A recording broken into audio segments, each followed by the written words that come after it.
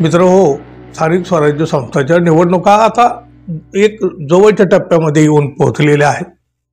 त्यामुळे सगळ्याच राजकीय पक्षांनी आपापल्या पद्धतीने या निवडणुका कशा जिंकायच्या यासाठी प्रयत्न सुरू केलेले आहेत। अगदी नेटाचे प्रयत्न आहेत, जोरदार प्रयत्न आहेत। आणि या सगळ्या निवडणुका डोळ्यापुढे ठेवून दुसऱ्या पक्षातले माजी नगरसेवक किंवा अन्य काही कार्यकर्ते मंडळी आपल्या पक्षामध्ये कसे येतील किंवा त्यांना कसं आणता येईल यासाठी बघा सगळ्या प्रकारे सगळ्या पद्धतीचे प्रयत्न राजकीय पक्षाकडून सुरू झालेले आहेत। बघा, मुंबई महापालिकाची निवडणूक भाजपसाठी महत्त्वाची आहे। भाजपला काही करून मुंबई महापालिका जिंकायची आहे म्हणजे त्यांचं तसं ते तर जुनं स्वप्न आहे, पण अजून तरी पूर्ण झालं नाही आणि ते पूर्ण करण्यासाठी भाजप आता नेटानं कामाला लागलेले आहे। एकनाथ शिंदे सुद्धा नेटानं प्रयत्न करीत आहेत मुंबईमध्ये। बघा, या एकनाथ शिंदे यांनी आधी ठाकरे यांची शिवसेना फोडली आणि त्यानंतर सुद्धा पुन्हा उद्धव ठाकरे यांचे अनेक माजी नगरसेवक त्यांनी आपल्या गटाकडे ओढून घेतलं, जमेल त्या पद्धतीने घेतलं। पण बघा, जेव्हा राज ठाकरे आणि उद्धव ठाकरे यांची युतीची चर्चा सुरू झाली ना, तेव्हापासून ते गेलेले तर अस्वस्थ आहेत, जाऊ पाहणारेही थबकलेले आहेत। उद्धव ठाकरे आणि राज ठाकरे जर एकत्र आले तर महापालिकेच्या निवडणुकीमध्ये आपला निभाव लागणार नाही याची जाणीव अनेकांना झालेली आहे। त्यामुळे शिंदे गटात जाऊ पाहणारे काही जे माजी नगरसेवक आहेत ना, ते अजूनही कुंपणावर थांबून अंदाज घेत प्रतीक्षा करीत आहेत, वेटिंगवर आहेत। आणि अशा परिस्थितीमध्ये बघा, शिंदे गटात गेलेले काही नगरसेवक आता पुन्हा उद्धव ठाकरे यांच्याकडे परतू पाहत आहेत। अहो, त्यातल्या जवळपास 15 नगरसेवकांनी ठाकरे सेनेशी संपर्क केला, काही करा उद्धव साहेब, आम्हाला पदरात घ्या, आम्हाला परत घ्या असं साकडं देखील घातले। आणि या संदर्भाने या ठाकरे शिवसेनेची बैठक सुद्धा झाली आणि त्या बैठकीमध्ये या मंडळींना म्हणजे या गद्दार मंडळींना पुन्हा आपल्या पक्षात शिवसेनेमध्ये येऊ द्यायचं का नाही याच्यावर सुद्धा चर्चा झाली।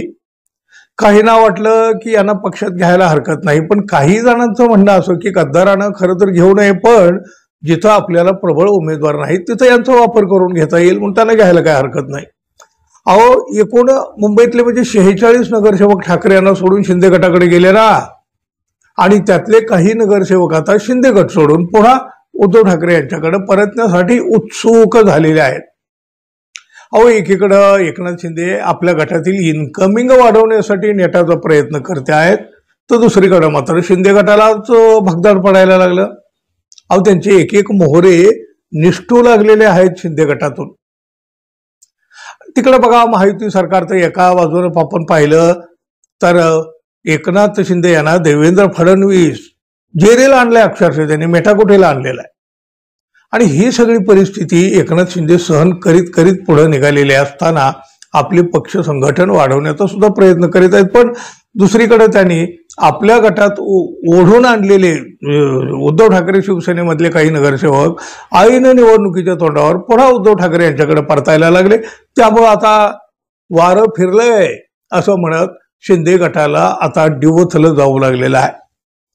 या 15 माजी नगरसेवकासाठी उद्धव ठाकरे यांनी जर बघा आपल्या पक्षाची दारं खुली केली तर त्याच दरवाजातून शिंदे गटात गेलेले आणि अजून तरी थांबलेले अनेक माजी नगरसेवक पुन्हा उद्धव ठाकरे यांच्याकडे येण्याची शक्यता आहे।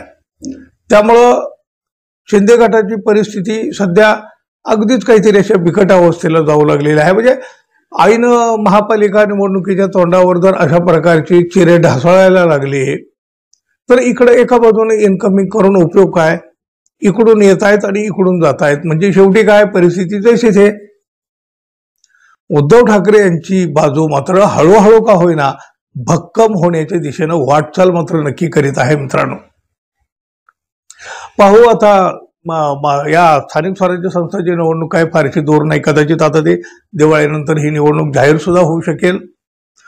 तोपर्यंत आणखी किती कशा उलथापालथी होतात, कोणाला धक्के बसतात आणि कोण मजबूत होत जात आहे हे आपल्याला आगामी काळात नक्कीच पाहायला मिळणार आहे।